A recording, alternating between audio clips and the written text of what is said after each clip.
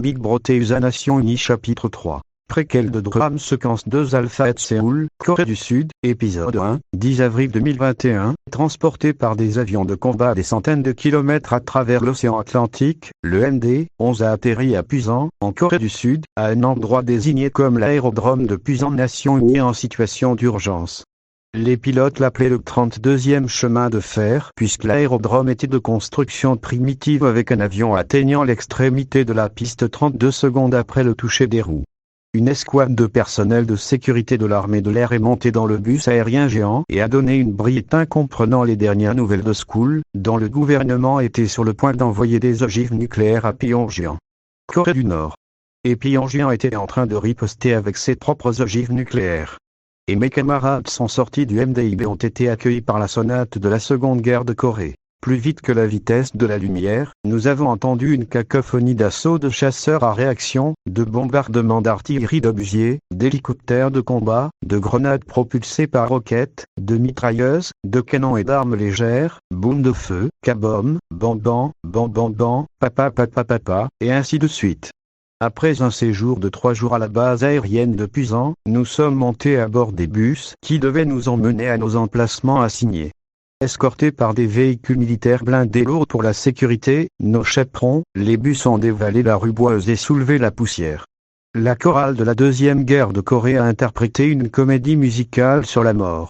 Soudain, les bus devant se sont arrêtés sur le bord de la route. Le personnel s'est précipité hors des bus. Quelqu'un a crié. Mettez-vous à couvert. Notre bus a hurlé, puis s'est arrêté et s'est garé irrégulièrement le long d'une courbe dans le chemin de terre. Dès que le conducteur s'est garé, il a ouvert la portière et s'est précipité devant l'un des passagers, criant quelque chose en coréen comme s'il avait perdu la tête. Jeta un coup d'œil fugace à l'extérieur. Les soldats et tout le monde s'efforçaient de trouver quelque chose derrière ou sous lequel se cacher. Plusieurs étaient recroquevillés en balles protectrices et s'étaient recouverts de couvertures. J'ai progressé lentement. Ma réaction tardive était le résultat de ma perplexité et de ma réticence à croire ce que je voyais. Un soldat m'a attrapé par le col et m'a traîné hors du bus. Un autre m'a poussé par derrière. Nous nous sommes précipités pour nous cacher derrière des objets à proximité, où nous avons pris la position fœtale. Séoul était due nord. Nous étions dans la direction la plus septentrionale, préparant les premières explosions nucléaires de Séoul, la capitale de la Corée du Sud. Toute la péninsule était en état d'alerte avec des signaux de détresse, des sirènes et des cloches d'avertissement déchirants. Les autoroutes, les routes et les routes à proximité avaient un système installé pour donner un avertissement en cas de guerre nucléaire. Les citoyens dans leurs véhicules klaxonnaient. Tout le monde a été arrêté. Tout le monde était figé sur ses traces, s'étant mis à l'abri partout où il pouvait le trouver. Les véhicules ont été abandonnés sur les routes principales, sur les ponts, dans les tunnels et dans les cercles trafiques. Les feux de circulation ont clignoté en mode d'urgence, indiquant une situation inévitable et dramatique. J'ai regardé l'air brumeux et les nuages du début du printemps et j'ai remarqué que le firmament était stationnaire, immobile, fixe. Il semblait que les cieux avaient fermé la porte à l'humanité, sachant que quelque chose d'imminent et d'inéluctable avait commencé. L'humanité avait signé son propre arrêt de mort. Les menaces de danger étaient devenues des avertissements, les ragots et les conjectures étaient devenus la réalité, et la spéculation était devenue une affirmation, ce qui signifiait que l'effacement et l'annihilation étaient devenus inévitables. Une femme soldat était recroquevillée en boule protectrice avec son visage planté dans la terre à côté de moi. Avec sa main droite, elle a attrapé la nuque et a fracassé mon visage contre la saleté en criant « Descends ». Puis j'ai entendu le baume le plus fort que j'ai jamais entendu. Le sol a tremblé, puis des vagues de poussière ont éclaté du point zéro. La mort était arrivée. Ce bruit sourd était venu du nord, Séoul. Instantanément, l'air s'arrêta tandis que le silence descendait. Un soldat a crié. Des micro-ondes d'air ont été propulsées à une vitesse de Mach 10, créée par l'explosion nucléaire initiale.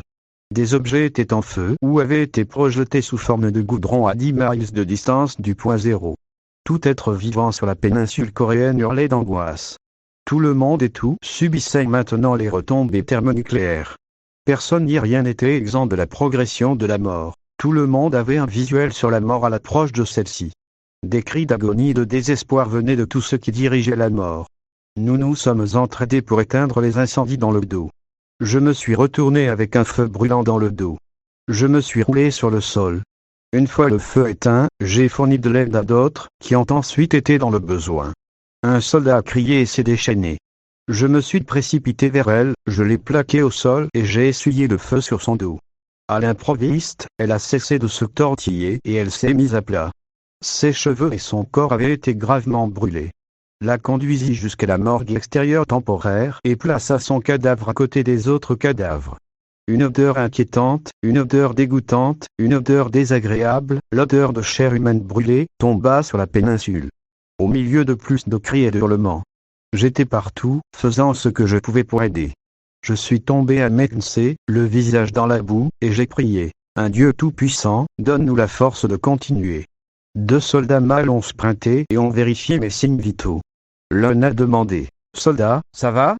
L'autre a vérifié mon pouls et a dit. Elle est vivante avec des brûlures au dos. Ils m'ont transporté dans un poste de secours de fortune et m'ont placé à côté d'autres personnes blessées. M'a donné une migraine. J'ai pensé, Big Broteusa, que ferez-vous face à la firma géopolitique? Cette fois, Big Broteusa, nous sommes dans un bourbier, et vous n'avez pas de solution connue. L'humanité avait signé son propre arrêt de mort. Comme prévu, des nuages en forme de champignons se sont formés après l'explosion des ogives nucléaires d'une mégatonne fendue. Les énormes nuages se sont déplacés sous le vent à une vitesse de 70 à 140 mph, dégageant des panaches de fumée en spirale. Tout sous les nuages était sombre et nettement plus froid. Tout à Séoul et le nord avait été vaporisé. La zone était maintenant couverte dans les retombées radioactives. Des quartiers entiers avaient été nivelés, les nuages de champignons flottant au-dessus de leur tête, la préquelle du Fallour. Les retombées arrivent. Mettez-vous à l'abri, a crié une femme membre du service. Nous avons tourné les visages du défunt vers le sol. Nous nous sommes rassemblés pour former un groupe et nous nous sommes préparés aux boules de feu venant en sens inverse. Partageant des couvertures militaires résistantes à la chaleur, nous nous sommes préparés aux retombées. Apportez-le, a crié une femme soldat. Sans ado furché, sous le vent de l'explosion de sol, les retombées avaient commencé. Le vent a contribué à diffuser le rayonnement, augmentant la gravité de toute exposition à l'uranium appauvri. Déjà, les créatures vivantes subissaient les mauvais effets alors que le nombre de fatalités continuait d'augmenter. Les nuages radioactifs ont produit une pluie noire, qui a brûlé la peau après un contact prolongé, ajoutant au nombre de morts.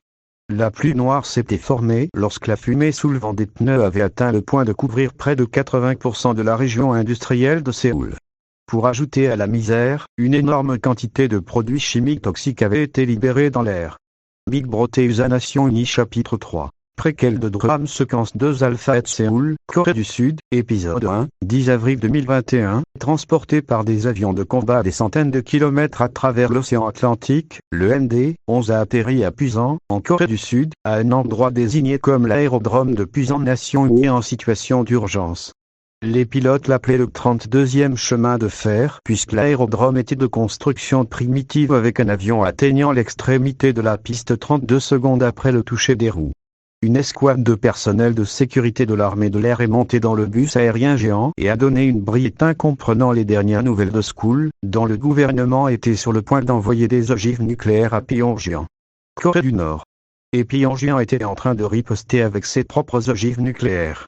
Et mes camarades sont sortis du MDIB et ont été accueillis par la sonate de la Seconde Guerre de Corée. Plus vite que la vitesse de la lumière, nous avons entendu une cacophonie d'assauts de chasseurs à réaction, de bombardements d'artillerie d'obusiers, d'hélicoptères de combat, de grenades propulsées par roquettes, de mitrailleuses, de canons et d'armes légères, boum de feu, kabom, bam bam, papa papa papa, et ainsi de suite. Après un séjour de 3 jours à la base aérienne de Pusan, nous sommes montés à bord des bus qui devaient nous emmener à nos emplacements assignés. Escortés par des véhicules militaires blindés lourds pour la sécurité, nos chaperons, les bus ont dévalé la rue Boise et soulevé la poussière. La chorale de la Deuxième Guerre de Corée a interprété une comédie musicale sur la mort. Soudain, les bus devant se sont arrêtés sur le bord de la route. Le personnel s'est précipité hors des bus. Quelqu'un a crié « Mettez-vous à couvert ». Notre bus a hurlé, puis s'est arrêté et s'est garé irrégulièrement le long d'une courbe dans le chemin de terre. Dès que le conducteur s'est garé, il a ouvert la portière et s'est précipité devant l'un des passagers.